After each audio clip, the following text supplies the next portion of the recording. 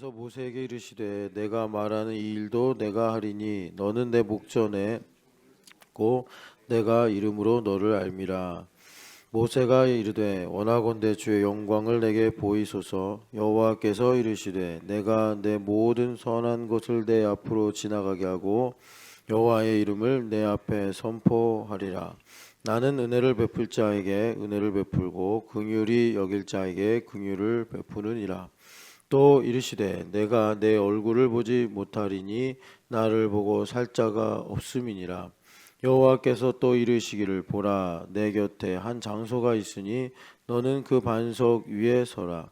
내 영광이 지나갈 때에 내가 너를 반석 틈에 두고 내가 지나가도록 내 손으로 너를 덮었다가 손을 거두리니 내가 내 등을 볼 것이요 얼굴은 보지 못하리라. 아멘.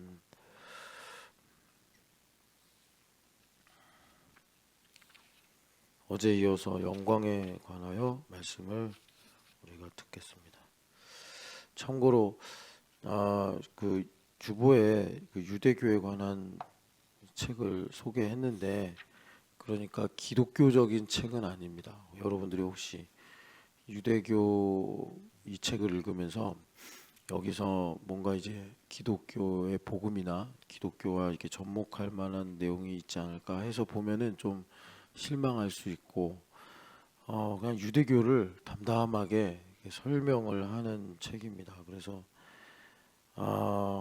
유대교에도 그러니까 우리랑 좀 비슷한 게 있구나 이런 걸 이제 발견하면서 그러니까 유대교인들이 그 여기 어제 소개된 내용을 보면 유대 사상가라는 사람이 장소가 거룩한 게 아니다 이렇게 말을 했다는 거잖아요. 그러니까 우리도 이제 거룩이라는 이 뭐라 그럴까 내용을 가지고 유대인들처럼 예수님도 그런 말씀하셨잖아요. 제단이 거룩한 거냐 아니면 제단에 드려지는 예물이 거룩한 거냐. 주님께서 그 마태복음의 이 맹세의 문제를 가지고 예물을 두고 맹세하느냐 제단을 두고 맹세하느냐, 예물을 거룩하게 하는 제단이 거룩한 거냐 예물을 제단에 드려지는 예물이 거룩한 거냐 이렇게 질문하셨는데 그런 이제 우리가 말씀을 묵상하는 어떤 길이나 폭을 더 뭐라 그럴까 여유 있게 하는 거다라고 생각하시고 그냥 쉽게 읽으시면 여러분들이 그 이제 우리에게 주신 진리를 깊이 묵상할 수 있는 기회를 얻을 수 있습니다. 모기가 들어. 자, 그래서 오늘 영광에 관한 말씀을 이제 또 한번 듣는데 지금 이 일이 어디서 일어나는 일이냐면 7절에 회막이라는 장소에서 일어나는 일입니다. 그 위에 33장 7절을 보면은 회막이다 이렇게 나와요. 7절에 항상 장막을 취하여, 그러니까 모세 선생님이 예수님도 그 습관을 조차 감람산에 가서 기도하셨다 그러잖아요. 그런 것처럼 그 모세도 그 이렇게 광야에서 이스라엘 백성들을 인도하면서 습관처럼 회막을 가지고 그 광야 복판으로 이렇게 나갔다라는 것을 우리가 보는데 이제 쭉 읽어보면은 왜 그랬을까 이제 우리가 알 수 있습니다. 그러니까 이 일이 하나님께서 따로 명령을 하신 건지 아니면 모세가 스스로 자원해서 만들어진 일인지는 알 수가 없어요. 그런데 이제 우리가 성경 전체에 이런 법리나 흐름을 보면 두 개가 다 동시에 있었겠구나. 그러니까 하나님도 부르시고 또 모세도 자원하고, 그래서 모세 선생님이 진을 나갔어요. 이 부분이 참 우리가 또 한번 묵상해야 될 부분인데 그 광야에 하나님께서 진을 치셔서 그 진 안이 하나님의 임재와 또 치세가 있는 거룩의 영역이었거든요. 그래서 부정한 사람은 진 밖에 나가서 뭐 하루 혹은 뭐 미리암 같은 사람은 7일 이렇게 있다가 들어오게 하셨어요. 그러니까 부정한 사람은 진 안에 있게 못하게 이렇게 하셨는데, 모세 선생님은 진 밖으로 나가서 여기 이제 회막을 치고 하나님과 대면하는 일을 했더라라고 말씀을 시작하고 있습니다. 이 회막이라는 것이 한자어로 쓰다 보니까 모일회자 이렇게 해가지고 좀 약간 어렵게 번역이 된 느낌이 있는데, 영어 성경 보시면은 킹 제임스 버전은 터버너클이라고 했고, 그리고 이제 NASB는 그냥 텐트라고 했습니다. 그러니까 텐트라고 보셔도 틀림이 없는데, 아무래도 이제 킹 제임스 버전은 조금 보수적이다 보니까 터버너클 하면은 여러분 우리가 보통 성경에서 생각하는 거는 성막, 그죠?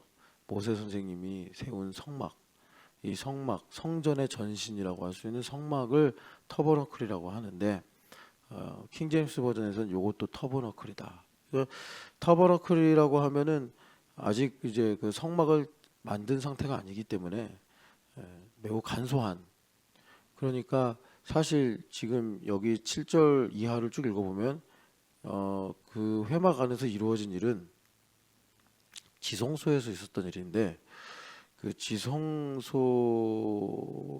이런 이제 역할, 언약궤도 없기 때문에 또 지성소라고도 할 수 없는데, 여하튼간에 그래서 하나님의 임재가 있고 하나님께서 모세에게 말씀하시니 지성소에서 하나님께서 속죄소에 임재하사 이스라엘 백성들에게, 특별히 이제 대제사장에게 내가 너에게 할 말을 이르리라 하신 그런 일들이 여기 회막에서 있었다라는 것입니다.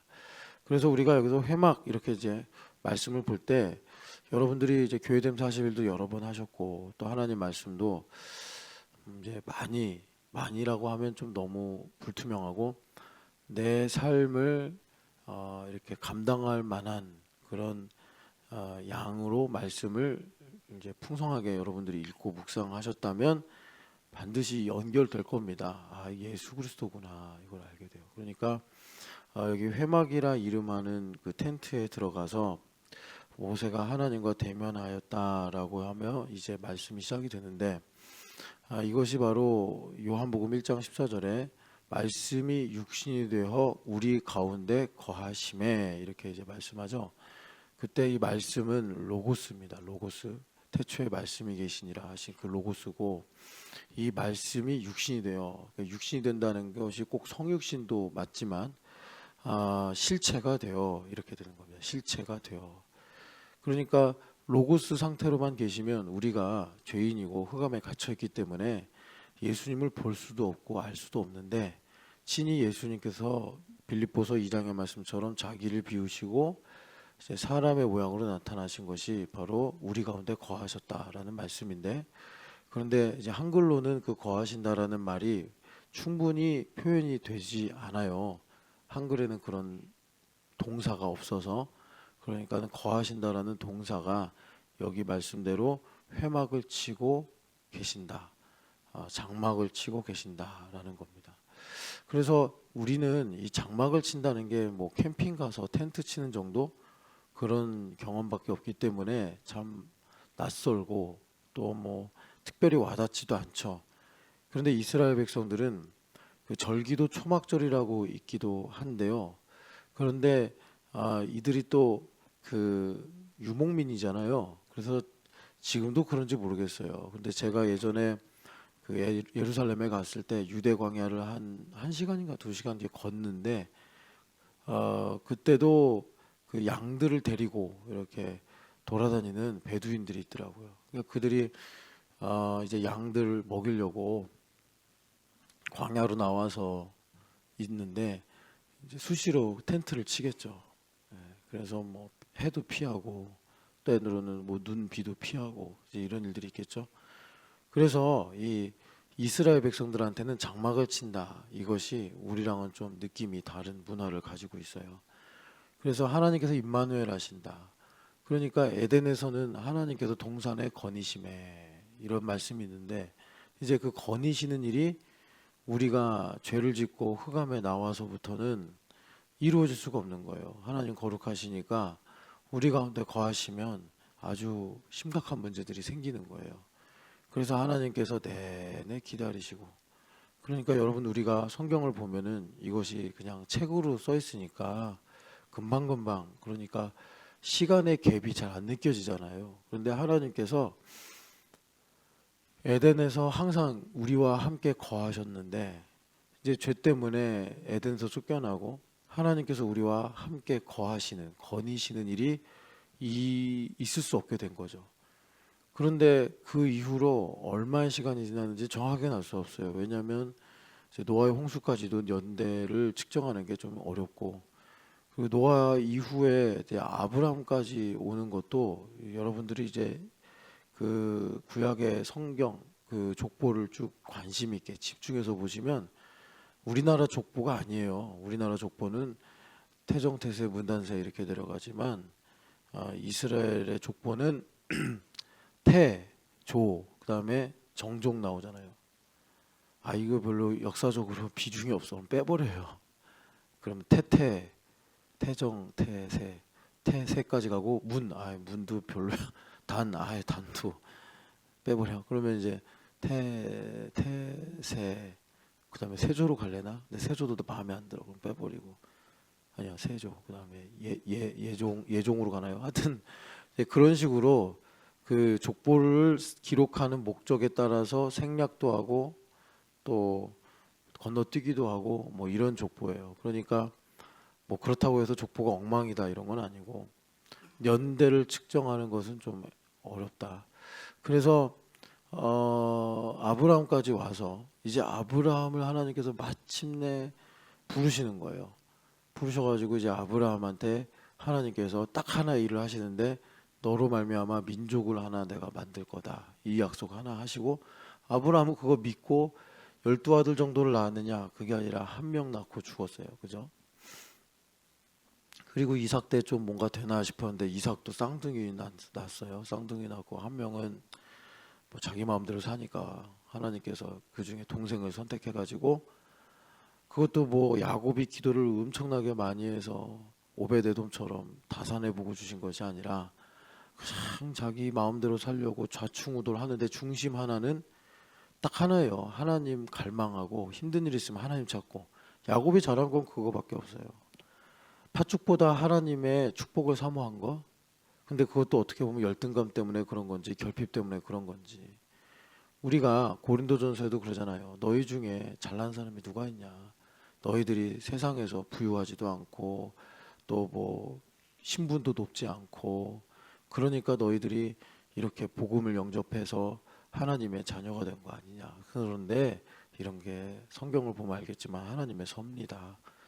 하나님께서 그 자신의 지혜와 능력을 계시하시기 위함이다. 이렇게 이제 바울사도가 섭리를 말씀하신단 말이에요.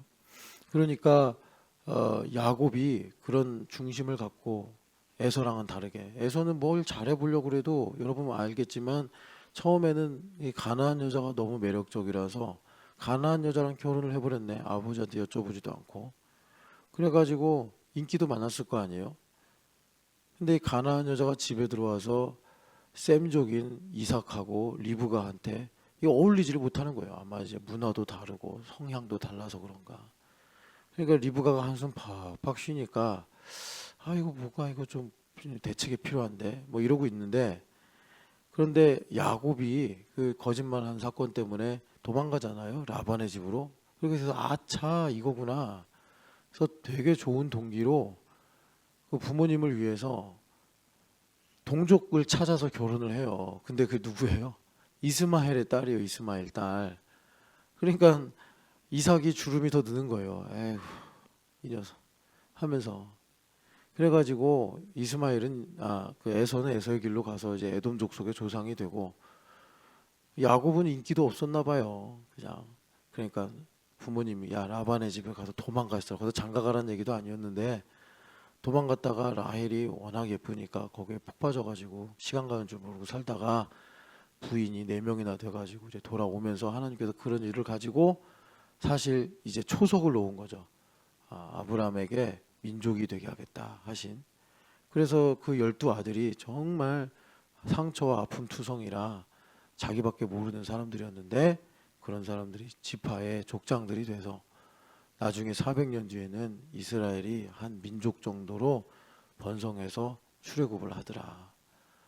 그래서 하나님께서 그 시점에 마침내 이제 모세를 불러서 야, 내가 나를 위해서 너희들이 나를 위해서 성막을 지어야겠다 해가지고 성막의 일들이 시작이 되는 거예요. 그러니까 하나님께서 얼마나 오랫동안 기다리셔서 정말 하나님 우리를 사랑하시는 그 일들을 예수님을 보면 우리가 조금 아주 조금이라도 짐작은 할 수 있잖아요. 이렇게 예수님을 보내셔서 우리를 구원하실 만큼 하나님 나를 사랑하시는구나. 그런데 그런 하나님께서 이제 그 함께 거니시는 일을 위해서 우리는 뭐 좀 내가 이렇게 같이 있고 싶고 뭐 함께 밥을 먹고 싶은데 연락이 안 되고 뭐 또 약속이 어긋나면 되게 속상해서 화내고 뭐 또 뭐 비관하고 막 그럴 때도 있잖아요. 그런데 하나님은요 이게 몇천 년이에요 도대체, 그죠?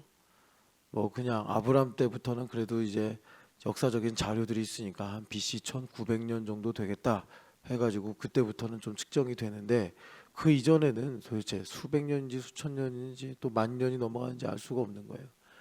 그런데 하나님께서 기다려서 모세 때야 비로소 이제 내가 너희들 가운데 거니러야겠다 해서 성막을 짓게 하시니, 여러분 이제 이런 걸 우리가 조금 이제 생각하면 이해하면 하나님의 사랑이 어떤 건지를 실감할 수 있죠. 야, 참 그래요. 우리 하나님 사랑이. 그런데 그런 일들의 이제 어떤 오리진 이게 모세부터 시작이 됐다. 참 하나님 그래서 모세를 얼마나 사랑하셨을까. 그러니까 우리가 왜 모세가 지금 여기 이 우리가 읽은 17절도 그렇지만 이 7절부터 우리가 읽은 23절까지 쭉 보면 결정적인 순간이잖아요. 그죠? 일단 한 번의 위기는 넘어간 것이 진멸해버리겠다. 땅에서 다 쓸어버리겠다. 이렇게 말씀하셨는데 모세 선생님이 마치 바울 사도처럼 내가 저주를 받아 그리스도에게 끊어질지라도 나의 이 동족이 구원받기를 원한다 한 것처럼 모세 선생님이 나의 이름을 생명책에서 지워주십시오 라고 기도를 해서 하나님의 자비와 용서를 뭐 여러분 좀 이게 부족한 말이지만 끌어냈어요. 근데 나중에 조금 더 설명을 보충하겠지만 끌어낸 게 아니라, 그러니까 하나님께서 인격적인 존재시기 때문에 여호와에게 아무리 공부를 하는 지혜와 집중력을 주고 싶으셔도 예원이가 구하지 않으면 하나님 못 주시는 거예요. 그게 하나님의 공의예요. 그러니까 예원이가 이렇게 새벽에 나와서 막 졸리더라도 하나님, 잠이 온다. 저에게 지혜를 이렇게라도 해야 돼. 그럼 그 다음에 지혜를 그 다음에 뭐 하려고 그랬냐? 필요합니다. 그럼 이제 그래. 그래서 어쩌라는 얘기냐? 집중력도 주시고 이렇게 구해야 된단 말이에요. 졸더라도 예원이가 자기 인격을 갖고, 제가 매를 두고 뿅망치 같은 걸 앞에 두고 이 자식 줘라 뿅 치고 그럼 깨가지고 그래서는 안 된다고. 예원이도 중3이 될 이제 시점이고 해서 이제 자기 입으로 해야 돼. 하나님, 우리 아빠 우리 엄마 조금이라도 행복할 수 있게 저에게 지혜를 주시옵소서.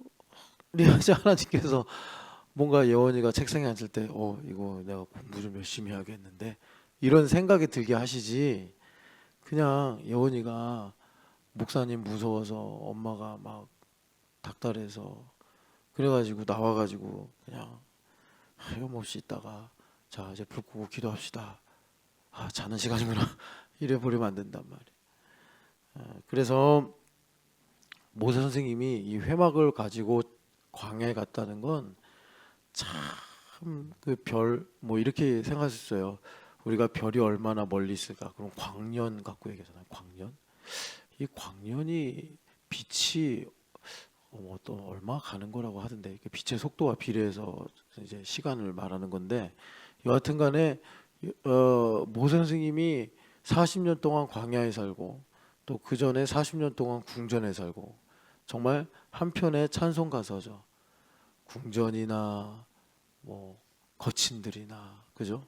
그러니까 이분은 진짜 40년 동안 뭐 남 부러울 거 뭐 부러울 게 뭐 있어요. 그냥 파라오의 궁전에서 살았는데 거기 살다가 살인자가 돼가지고 광야에서 숨어 살듯 살고 40년 동안 이런 인생을 80년을 보내고 나서 아 정말 나의 마음의 안식이 나에게 어떤 쉴 수 있는 그 그늘이 전능하신 하나님밖에 없구나. 그래서 저는 이 회막에 관한 시가 시편 91편에 전능자의 그늘에 거하며 지존자의 은밀한 곳에 거하는 자요.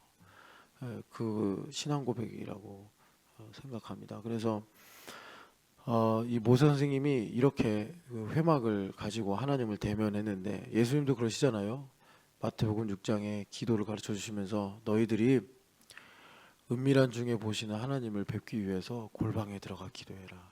물론 우리가 이제 공동체니까 통성으로 기도하고 공동체가 모여서 또 합심해서 기도하고 예수님도 합심으로 기도하면 응답하신다고 했으니까 합심해서 모여서 기도하기 힘써야죠. 그런데 그와 더불어 우리가 정말 우리 하나님을 기뻐하고 하나님을 영화롭게 하고 오늘 우리가 읽은 말씀대로 주님의 영광을 보려면 골방 기도도 있어야 돼요. 골방 기도. 그래서 이렇게 하나님과의 깊이를 가지고 가야 되는데 우리가 이런다고요. 하나님 저 이거 해주세요. 뭐 저 소원이니까 이루어 주세요. 그러면서 골방 기도 안 하면 안 돼요. 골방 기도 안 하면 하나님하고 나와 1대1로 대면하는 이 골방 기도가 있어야 된다고. 왜냐하면 여러분 하나님은 사랑이시기 때문에 그래요. 사랑이시기 때문에. 그래서 우리가 요한 1서도 나오지만 하나님은 사랑이시고 여기 지금 기도의 제목도요. 모 선생님이 복잡하게 기도 안 하세요. 딱 하나예요. 되게 중요한 하나님께 기도를 아뢰는데 그 법적 근거가 사랑이에요. 하나님 나 사랑하시잖아요. 그거예요. 그러니까 우리가 뭐 길 가면서도 하나님 뭐 사랑합니다. 뭐 또 삶의 현장에서도 하나님 사랑합니다 할 수 있겠지만 우리가 이게 전부가 아니라는 건 다 알고 있습니다. 그죠? 우리가 1대1로 만나는 프리미엄이 뭔지는 알고 있다고요. 그러니까 하나님 저 힘이 없고 하나님 저 연약하고 하나님 저 참 하나님 은혜 없으면 살 수 없고 그러니까 하나님 저에게 이런 일을 이루어 주실 때 하나님의 근거는 딱 하나예요. 사랑이에요. 그 사랑을 확인하는 게 지금 모세 선생님이 말씀하시는 여기 회막입니다. 그래서 이 회막 가지고는 하염없이 설교를 해도 끝이 없어요. 이거 너무나 중요하고 복된 말씀이기 때문에 자 그러니까 이 뭐 그냥 통틀어서 한마디로 말하면 장막인데 계시록에도 하나님께서 우리와 함께 하시는데 장막을 치고 우리의 눈물을 닦아주시고 다시는 사망이나 고통이 없게 하시겠다. 이게 장막의 은혜예요. 그래서 예수님께서 이걸 완성하신 것이 이 말씀이 육신이 되어 우리 가운데 장막을 치심에 내가 보니 아버지 독생자의 영광이요 은혜와 진리가 충만하더라. 그러니까 모 선생님이 예표로 지금 7절에서부터 23절까지 그걸 우리한테 보여주시는 거예요. 그러니까 모 선생님이 회막에 들어간 것은 요한 사도가 내가 보니 이때 본다는 게 여러분 그냥 look at 뭐 이런 게 아니고 영어 성경 보면 concentrate on으로 돼 있단 말이에요. 그러니까는 예수님께 내가 집중을 해서 묵상을 하며 이렇게 이제 바라보는 것입니다. 그러니까 나의 삶에 예수님을 보는 거란 말이에요. 그래서 어제 우리가 저 개인의 그 질문이었는데 산상설교가 어려운 본문이에요. 묵상을 깊이 해야 되죠. 천국 복음이니까. 그래서 이제 제가 묵상하다 보니까 뭐 배우기도 하고 또 주님께서 알려주시기도 해서 그래서 천국 복음이 오리를 가자한 자에게 심리를 가라는 게 천국 복음이구나. 그래서 원수를 사랑하는 게 천국 복음이구나. 하늘에 계신 아버지가 온전하신 같이 너희도 온전하라 하신 것이 천국 복음이구나. 알다 알겠는데 제가 사실은 좀 창피한 말이지만 기도하라, 그러니까 구하라, 찾으라, 두드리라가 왜 천국 복음인지가 잘 제가 소화가 안 됐어요. 그냥 기도를 열심히 하라는 얘기인데 약간 책임과 의무 같고 그래서 이해가 안 됐는데 이게 이루어진 사실의 믿음과 연결되면서 이해가 되는 거예요. 내가 이루어진 사실의 믿음, 그러니까 아직 이루어지지 않았는데 믿음으로는 이루어진 거예요. 그걸 하나님께서 미가서에 내 마음에 사모하는 자 무화과의 첫 열매 이렇게 말씀하십니다. 그러니까 주님께서 마지막 날에 오실 때 누구를 찾는다는 거예요? 재판장에게 한없이 기도한 그 여인을 찾으신다는 거예요. 그렇게 하나님 나라를 구하면서 이루어진 사실에 믿음을 갖는 거. 그런데 여러분, 이 내용이 계시록에도 나오지만 우리가 이루어진 사실에 믿음을 가지면 마치 그 뭐죠? 고구마나 이런 거에 생채기를 낸다고 그러잖아요. 크게 하려고. 그런 것처럼 아파요. 내가 이루어진 사실에 믿음을 가지면 여러분, 결과적으로 보면 나의 가난함이 드러나고요.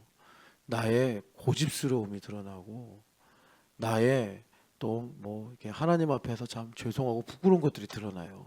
나의 수치가 드러나고 이런다고. 그러니까 예수님을 믿는 믿음이 없어요. 그러면 이루어진 사실의 믿음을 거부합니다. 매우 불편하거든요. 내가 이거 감추고 적당히 하나님과 세상 사이에서 타협하면서 그냥 이대로 현상 유지를 하고 싶은데, 내가 하나님의 말씀을 이루어진 사실로 믿는다는 것은 성령 하나님의 능력으로 마리아가 잉태한 거예요. 그 잉태한 걸 가지고 시므온 선지자가 뭐라고 그러냐면 칼이 너의 마음을 찌르듯 하리라 이렇게 말씀하셨어요. 그건 마리아한테 예언하신 거예요. 그러니까 우리가 이루어진 사실의 믿음을 가지면 그 계시록에 나오는 것처럼 해산하는 수고가 우리한테 있게 된다고. 얼마나 큰 고통이에요. 그러니까 이런 일로 하나님께서 우리에게 생명을 주시고 열매를 맺게 하시는 것인데, 그러니 웬만해서는 이루어진 사실의 믿음을 교회를 다닌 사람들이 하나님께서 줄까 할 때 처음에 좋은 줄 알고 우와 하다가, 야 이거 계속 내 안에 감춰놓은 두려움이 드러나네. 아 이거 내가 그냥 적당히 하나님 뭐 이렇게 하면 되지 않습니까 하고 타협하고 살려고 그러는데 하나님 그걸 허용 안 하시네. 그냥 힘들고 어려운 일들이 막 생기니까 아유 그냥 나 이루어진 사실 믿음이고 뭐고 그냥 적절히 합리적으로 살래, 뭐 이런 식으로 이제 인간들이 선택하고 산단 말이에요. 이제 그렇게 됐을 때 구원을 받느냐 안 받느냐, 이 문제는 죽을 때 가봐야 한다. 죽을 때 여러분, 저 아닌 다른 목사님이 임종 예배를 하더라도 질문은 똑같아요. 제대로 된 목사면 다 용서하셨습니까? 다 회개하셨습니까? 왜? 영계가 열리기 때문에. 그런데 영계가 열릴 때 이게 해결이 안 되면 천국이 어디 있어 이러거나, 아우 그놈 내가 용서할 수 없어 막 부르부르 떨다 죽는다고. 그럼 천국 못 간 거예요. 그 정죄받다 죽었는데 어떻게 천국 갑니까? 그 사람 안에 아직 해결되지 않은 죄가 있다는 건데. 자, 그래서 주님께서 우리에게 그런 이제 이루어진 사실에 믿음을 주신다. 자, 다시 우리가 그 회막의 이야기로 돌아와서 조금 정리를 하면, 지금 모세 선생님이 회막에 들어가서 기도를 하시는데 이게 모세 선생님의 어떤 그 광야 사역에서 아주 결정적인 모멘텀이 되고 있단 말이에요. 이게 뭔가 봤더니 예수님을 나의 인생에서 보는 거예요. 여러분, 그래서 중첩으로 좀 이제 말씀을 이해하셔야 되는데, 예수님께서 이스라엘 백성들은 광야에 사서 사는 일들이 다반사였기 때문에 장막을 치신다라는 게 은혜예요. 장막을 치신다. 우리는 그냥 여행 가서 텐트 치고 논다, 이게 이제 뭐 장막의 느낌인데, 그거는 우리가 성경을 볼 때 참고하면 안 되고, 전능자의 그늘에 거하며, 그 얼마나 이 광야에서 이스라엘 백성들이 그늘을 소망했으면, 시편에도 성전에 올라가는 노래 보면 우편의 그늘 되시며 그러잖아요. 자기 우편의 그늘 되시며. 그래서 제가 광야에 이렇게 서 있는데 40도가 넘어가니까 진짜 뜨겁더라고요. 그때 그 우리를 인도하신 히브리대 박사님이 머리에 이거 써야 된대요. 안 쓰면은 열사병 걸리니까. 그래서 우리도 다 머리에 수건이나 모자 쓰고 따라가는데, 어느 한복판에 딱 세우더니 왜 시편에 보면은 나의 우편에 그늘이 되시며, 아시겠죠? 우편에 진짜 그늘이 있더라고요. 그러니까 이스라엘에 가봐야지 그런 말씀들이 하나하나 왜 그렇게 고백되는지 알 수가 있는데, 여하튼 그런 뜨거운 태양볕 아래 하나님께서 장막을 딱 치시니, 마치 이것이 흑암 세상에 살면서 참 고단하고 힘든 가운데 하나님께서 나에게 그늘이 되시는데, 이 회막을 모세 선생님이 신앙 고백으로 말씀하시기를 전능자의 그늘이다, 그런 거예요. 그러니까 전능자의 그늘이라는 건 뭐냐면 하나님을 가까이 하기를 힘쓴 거예요. 그래서 이 회막에 들어가는 이 모세 선생님의 행동으로 고백되는 신앙이 어떤 거냐면, 하나님께서 나를 이 무지막지한 이스라엘 민족들을 섬기는 소명을 주신 것은 하나님께서 나를 가까이 하시기 위함이다, 이거예요. 그래서 나중에 보면은 모세 선생님이 민수에게 가서 지면의 모든 사람들보다 온유함이 승하였다. 이렇게 말씀하잖아요. 그 온유함이 승하였다는 거는 물론 매우 온유하셨다는 거죠. 그런데 여러분 온유해 보시려고 기도하거나 애써 보셨어요? 막 화가 나고 속상하고 막 다이너마이트가 눈에서도 터지고 귀에서도 터지고 입에서도 터지고 막 이럴 때 그럴 때 여러분 온유해야지 생각도 안 들잖아요. 근데 모세 선생님이 그런 순간에 이제 온유하셨어요. 그래서 하나님 참 사랑하셨다고 이렇게 말씀하시는데 거기에는 이런 거예요. 그러니까 모세 선생님이 괜히 궁전에서 40년 살고 광야에서 40년 뭐 시간 때우듯이 사신 게 아니라 내가 얼마나 죄인인가를 그 단순한 두 구간 40, 40의 두 구간으로 모세 선생님이 내가 얼마나 죄인인가 내가 하나님의 은혜 없으면 살 수 없는 존재구나. 처음에는 자기가 이름도 모세고 그리고 파라오의 아들로 공주의 아들로 이렇게 살다 보니까 뭐 이렇게 배우기도 배우고 아는 것도 많았을 거 아니에요. 그래서 나를 통해서 하나님께서 뭔가를 하시려나 보다. 이런 나르시시즘에 빠져 있다가 결과는 뭐였냐면 우발적인 살인이었어요. 그것 때문에 하루아침에 모든 걸 다 잃고 여러분 애굽에서 배웠으니까 그 요셉이 하는 말 들으셨죠? 애굽인들은 이 목동하는 일을 부정하게 여긴다고. 그러니까 우리나라에서 옛날에 백정하면 천민이었잖아요. 그런 식으로 아이고 저 목동일은 험한 사람들이나 하는 일이지. 그래가지고 야곱하고 가족들이 내려왔을 때 우리는 천직이 목동입니다. 이래가지고 고센 땅을 선물로 받았단 말이에요. 구별돼서 살았다는 거예요. 아유 쟤네들하고 섞이면 우리 부정해지니까 뭐 여러분 그 나일강 삼각주 여러분 다 세계사 시간에 배우셨죠? 그런데도 딱 이제 모아놓고 살게 하셨는데 그게 요셉으로 말미암은 하나님의 섭리였는데 섞이지 않고 여러 도시가 터져버리면 나중에 400년 지나서 누가 애굽인이고 누가 이스라엘 사람인지 어떻게 알겠어요? 다 섞여버려서. 그런데 우리는 목동입니다. 이 한마디 때문에 아이고 쟤네들하고 같이 있으면 부정해져 해가지고 비옥한 그러니까 양과 염소 키우기 쉬운 그런 데 삼각주로 딱 몰아넣어서 그 람세스라고 그러잖아요. 거기에 모아넣어가지고 딱 이제 이스라엘 백성들이 섞이지 않고 그 땅에서 잘 400년 동안 버티게 요셉이 그렇게 이제 수를 놓은 거죠. 하나님의 지혜로. 여하튼 간에 그렇게 이스라엘 백성들을 하나님께서 이제 보시는데 이 회막의 이야기 하다 보니까 참 말씀이 많아지네요. 그래서 이 중첩으로 말씀을 이해를 해야 되는데 이 회막이 뭐냐? 광야에 사는 이스라엘 백성들이 장막을 치면 아이고 시원하다. 그러니까 모세 선생님이 아이고 나는 참 큰 죄인이구나. 죄인이라서 나 한 사람을 구원하시고 하나님께서 은혜를 주시기 위해서 이 500 그러니까 뭐 학자들에 의하면 250만 혹은 200만이나 되는 모 선생님이 이렇게 보는 거예요. 야, 어떻게 저렇게 원망할 수 있을까? 어떻게 저렇게 또 하나님께 거역할 수 있을까? 어떻게 저렇게 우상 숭배할 수 있을까? 하면 할수록 진짜 답이 없다, 답이 없어. 나중에 여러분 그 매출하게 달라고 그럴 때 모 선생님이 그때는 여기서는 생명책에 이름을 걸고 기도하시지만 그때는 내가 이들을 낳았습니까 하나님 막 이러면서 왜 나를 이렇게 힘들게 하십니까 막 이런 기도도 해요. 근데 모 선생님이 온유한 거죠. 설명하다 보니까 길어졌는데 다 나를 하나님 사랑하시고 나를 구원하시려고 이들을 섬길 수 있는 기회를 주신 거구나. 내가 잘나서 능력이 많아서 이들보다 탁월해서 내가 여기 이스라엘 백성들의 지도자가 된 것이 아니고 내가 이들을 통해서 하나님을 찾고 간구하지 않으면 나는 어느 순간에 교만해져서 정말 이 구원에서 멀어질 수 있으니까 이들이 지금 나를 구원하기 위해 열의를 하는구나 라고 모 선생님이 고백하고 생각하니까 온유해지시는 거죠. 미리암이 와서 삿대질해도 주님 불쌍히 여겨주십시오. 제가 너무 완악해서 미리암이 저렇게 된 겁니다.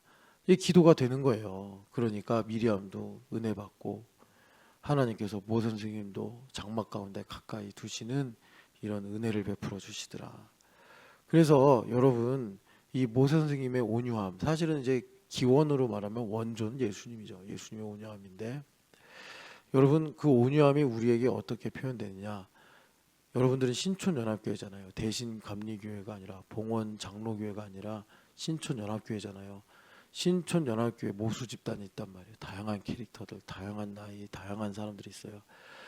적어도 최소한 우리가 예수님의 온유함을 분명히 발견하려면 여기에 있는 모든 사람들을 나보다 낮게 여겨야 된단 말이에요. 뭐 살다 보면 좋을 때도 있고 또 불쾌할 때도 있고 참 또 사이가 안 좋아질 때도 있죠. 멀어질 때도 있고. 근데 그 어떤 상황에서도 우리가 교회라는 건 예수님의 리얼리티니까 우리 예수님께서 여기서 뭘 하기를 원하시는 거예요? 마음이 합하기를 원하시는 거 아니에요? 그 예수님의 마음과 합하는 건 뭡니까? 모세 선생님이 온유하신 것처럼 우리도 여기서 온유해지는 거예요. 여기에 있는 모든 성도들을 나보다 낮게 여기는 거예요. 왜 낮게 여기는 거죠? 나보다 좋은 학교 나와서, 나보다 돈을 많이 벌어서, 나보다 잘생겨서가 아니고 그분들 안에 계신 예수님을 봐서. 그래서 우리가 예수님을 이론적으로 사변적으로 믿는 것이 아니라 말씀이 육신이 되매 말씀이 실체가 돼서 오신 분으로 우리가 만나는 거예요. 그래서 진짜 이거를 이제 피부로 실감하니까 고민하시는 분들이 계시더라고. 그 고민이 뭐냐면 정확하게 번지수 잡더라고요. 여러분, 예수님을 만난 사람들이, 신학자들은 시간이 많아요. 공부하느라고.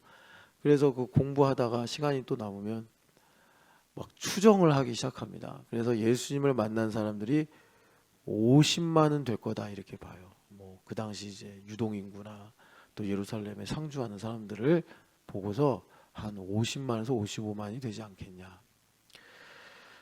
예수님의 설교를 듣거나 예수님의 기적을 본 사람들, 그들 중에 예수님을 믿었다고 한 사람들은 바울의 증언을 보니까 한 500여 명. 그 믿었다고 한 사람들 중에 예수님의 말씀을 믿고 행한 사람들은 한 120명. 그래서 성령 강림의 은혜를 경험한 사람들이 120 성도들, 마가다락방 이렇게 말씀합니다. 그러니까 확률로 보면 되게 적죠. 한 50만이 봤어요. 뭐 120명이 이제 성령 강림하실 때 이제 성령 세례를 받으셨고 그걸 보고 이제 어중간했던 사람들도 이거였구나 예수님 말씀하신 게 해서 뭐 합류한 사람도 있었겠죠. 뭐 그런 사람들이 뭐 니고데모도 있을 수 있고 아리마대 요셉도 그런 사람일 수 있겠죠. 뭐 그런 사람들 다 모으면 한 수백 명 될 거고 거기서 이제 설교를 듣고 회개한 사람들이 한 번은 3,000명, 한 번은 5,000명이라니까 이제 그 후에 확장이 됐겠지만 일단 예수님께서 승천하시면서 모여서 기도해라 했을 때 행함으로 순종한 사람들이 120명. 50만이 봤는데 그랬단 말이에요. 여하튼 간에 여러분, 예수님께서 부름받은 자, 초대받은 자는 많은데 청함받은 자는 많은데 택함받은 자는 적다라고 하신 어감이 얼마쯤 됐을까? 우리나라가 일제시대 때 2천만이었어요 국민이. 그중에 예수님 믿은 사람들이 그 당시 교회 교적을 다 합해보니까 비슷해요. 55만. 그런데 신사참배 때 저 신사참배 안 할래요 해가지고 형무소에 들어간 사람들은 5,000명. 그 5,000명보다 조금 많게 도망 많이 갔어요. 만주나 이런 데로. 그런 사람들까지 다 그냥 믿음이 있다고 치면 한 10,000명에서 10,000명 남짓. 55만이 교회 다녔는데 10,000명 정도만 양심상 저는 신사참배를 못하겠습니다 해가지고 감옥 가고 도망가고, 나머지는 신사 참배, 그러니까 천황 앞에 요배하고 그리고 예배하고 그랬단 말이에요. 그러니까 우리가 이런 역사적인 일들을 가지고 있으니, 자, 제가 무슨 말씀 드리려고 하느냐. 여러분, 전능자의 그늘에 거한다. 장막을 치고 우리 가운데 거하시는 예수님을 보니 아버지의 영광이요. 지금 여기 모 선생님도 영광을 구하잖아요. 은혜와 진리가 충만하다. 우리가 이런 신앙 고백을 가지고 사는 건요, 여러분, 예수님께서 장막으로 오신 내용이 뭐예요? 구체적으로 나사렛 예수예요. 목수의 아들로 오고 요셉의 아들로 오신 그거예요. 그것 때문에 많은 사람들이 예수님 못 믿겠다는 거예요. 그것 때문에 기적을 행해도, 아무리 설교를 잘해도 그냥 귀신 들려 저러는 거야. 이따위 말이나 하고 사람들이. 그러니까 참 이 문제가 참 우리한테 매우 실제적이고 중요하다. 그러니까 오늘날로 말하면 회막이 뭐겠어요? 우리 신촌연합교 125-27번지 우리에게 회막이 뭐겠어요? 우리 공동체 리더와 우리 지체들, 우리에게 회막이 뭐겠어요? 맨날 만나서 예배하는 아이들의 울음소리, 그리고 함께 축복하고 때로는 격려하고 서로 기도하는 성도들이 그 회막이란 말이에요. 근데 마음에 안 들어 이게. 나사렛 예수처럼 왜 하필이면 나사렛이야? 아니 나사렛 말고 좀 가버나움 정도 되면 안 될까? 뭐 이런 생각. 아니면 좀 베들레헴이나 뭐 유다의 꼭 예루살렘이 부담스러우시면 여리고도 있고요, 베다니도 있고, 아니 웬만한 도시들 있잖아요. 왜 하필이면 나사렛이야? 근데 이거 나사렛도 착신 것이죠. 원래 예수님은 그 아우구스투스 황제의 명 때문에 베들레헴에서 태어났는데 아무도 몰랐죠 그거를. 나중에 이제 예수님께서 나사렛 예수라는 어떤 이 고유 명사를 가지고 계시니까 제자들이 아니 마리아 선생님한테 물어봤겠죠.